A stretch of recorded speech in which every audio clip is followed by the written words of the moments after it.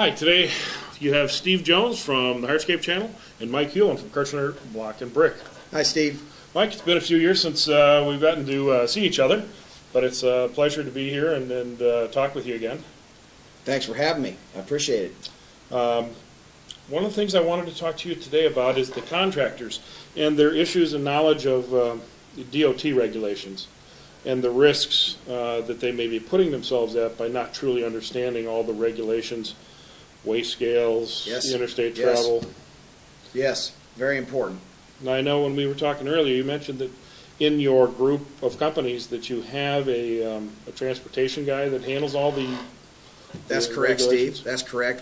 DOT is so important to us, and trying to keep up with all the rules and regulations is very cumbersome. And so our company, quite a few years ago, actually put a DOT fleet coordinator in place who handles make sure that we are up to regulations on all of the truck maintenance, the record keeping of the maintenance on the trucks, DOT regulations, all the state DOTs that we cross over and deal with. Anytime that you're going into another state, you've got to have a different set of regulations for Illinois versus Missouri, Kentucky versus Arkansas, things like that.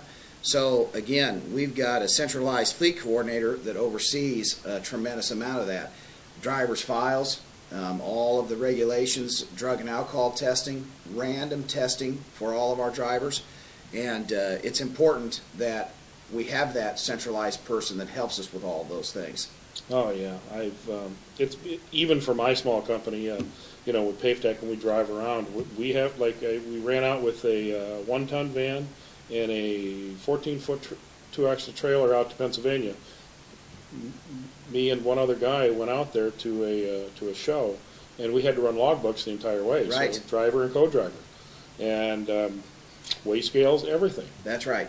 That's most right. people think that they're, I mean, unfortunately, but most contractors put themselves at risk by thinking that they're small, therefore they can sneak through. And I think what I've seen at the weigh scales is that pretty much the troopers at the weigh scales go, let them go. Right, right.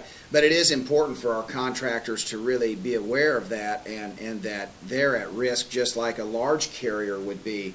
And so once those vehicles and trailers hit a certain point, they're going to be subject to those DOT regulations as well. And so our contractors really need to be aware of that. And you know, all of the licensing requirements and the numbers and the IFTA tags and everything like that, it's quite a deal when you're dealing with the number of trucks that we have. You know, it's quite the insurance cards in each vehicle. It becomes quite a process, especially I know a lot of our contractors have multiple trailers, multiple trucks, and it becomes quite a process that they need to manage. It's not as just simple as jumping in the truck and going out the gate. Yeah, and one of the things that seems to be a big area of a misconception with the contractors is that they believe that if they're not beyond a certain weight, that it doesn't count. If their vehicles have a capacity plate that it makes them commercial, that's correct. They're commercial. That's correct. It isn't what's on the truck and trailer; it's what it can carry. That's right. And some of the contractors that are in the not in the large metropolitan areas, they may go years before they get pulled over. They have a DOT inspection. I think some of our contractors that are in the big metropolitan areas that have a city DOT enforcement unit, such as St. Louis or Kansas City, they're probably a little bit more in tune, because those guys are pulling over dump trucks, those guys are pulling over anything. They're going to go after the low-hanging fruit if they think they can get some violations. Not that they're out to get people, but if they feel like the vehicle looks rickety, if it looks like it might be out of compliance, many times those are the ones that they'll go after. So those folks that are doing work in the large metropolitan areas are probably maybe a little bit more aware of that than some folks maybe in smaller cities or rural areas, but yet they're still subject to the same potential risk. Now, I know that in a lot of states like Illinois, they have, you know, the state DOTs are pretty Yes. all covering everything. I did not know, and what I just heard from you, is that some of the cities have their own DOT enforcement, which is something new that I haven't heard of before. That's correct. They'll have their own. City of St. Louis, you know, as you know, when we first met, I was working over in Kansas City, and I spent 16 years over there. And they have a local Kansas City DOT enforcement, and they drive around in navy blue vans, and they are in charge of enforcing, and they're the same rules and regulations within Kansas City as the federal DOT regulations, but they have the right to enforce those within their city area, and same way here in St. Louis. Yeah. So, we had talked briefly before the interview about the insurance issues. If you aren't following the rules, if you aren't following the law, the insurance companies are not obligated to honor their insurance contract with you. That's correct. So it always, you know, you're paying for the insurance, but in fact it's not valid unless you're doing things correctly. That's right. And vehicles, trucking, I know when I started in contracting, oh, I can't tell you, even though we made sure our stuff worked, there were times that it was a little scary. That's right. And as DOT inspections and enforcement have increased over the last few years, we're seeing more and more of good contractors getting hammered pretty bad. That's right. And, you know, I think the one thing that we talked about, our fleet coordinator and our human resources department, it's really helped us to keep up with the changing federal regulations. You know, as we know, we've got the new ban on the cell phones, where it's a one-touch law as far as you can use voice dialing or voice command options, or you can use a Bluetooth device as long as it's one touch. But then you start asking questions, well, does this apply to two-way radios or not? Well, those are exempt, but it's hard to navigate through what is a violation and what is not a violation. Same way with the DOT files. Many people think that, well, if I hire a new superintendent to run one of my crews, they may think, well, I've got my one file for human resources, I got all my paperwork, I'm good to go. Well, they don't realize that DOT requires that you have an entirely separate file on that person if he's going to be operating that unit. So you've got your random drug test protocol per DOT. That's not per the company policy. That's above and beyond the annual certification of violations. All of the new hire DOT paperwork. And so it's not just a one-time deal. Then you've got every year that you've got to keep up with that. And have they ever been into your offices to go through the files? Yes, we will have DOT audits from time to time, and that's where our fleet coordinator really comes in handy. We just recently had one at one of our companies down in southwest Missouri, and we successfully walked through that. Things that they were looking for were maintenance records on our vehicles, that the drivers were doing their daily inspection, pre-trip inspection and post-trip inspection. They wanted to see those.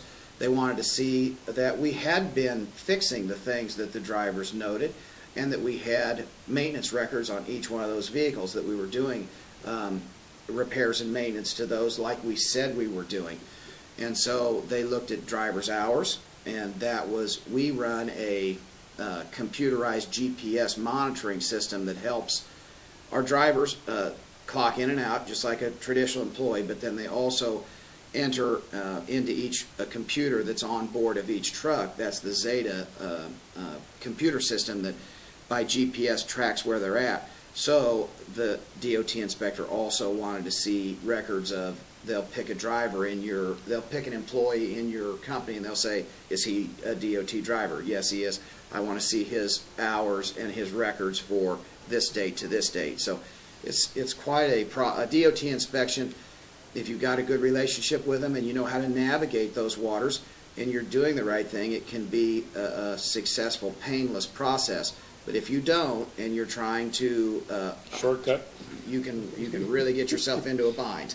Well, the paperwork burden, and I think this is where most people are afraid, is or don't know that there's a huge paperwork burden if you run commercial weight vehicles. Yes. And their drivers, as you talked about, the individual files and making sure that their medical cards are up to date. Mm-hmm. Yep, that's right. The daily equipment inspection. Most of these guys hit the road They might walk around their truck and their trailer to make sure that the hitch is attached, and off they drive. They haven't done a pre-trip inspection. In fact, I'm trying to remember the last time I saw a contractor do that. Right. And if you don't have that pre-trip inspection on board and shown and signed off that you did that before you left, yes, you've already had a major violation. That is correct. And sometimes it really, then what happens is you will find that sometimes during an inspection, that inspector will become more aggressive at looking for violations if they feel like not all the protocols are being followed. And when you really get an inspector that goes, you know, over every square inch of that vehicle, it becomes very, can be very costly in terms of fines and out-of-service violations. Then once they take a vehicle out of service, then you've got to get it to either a truck shop or your own shop or whatever. And they're not going to let you drive it off. It's going to be towed.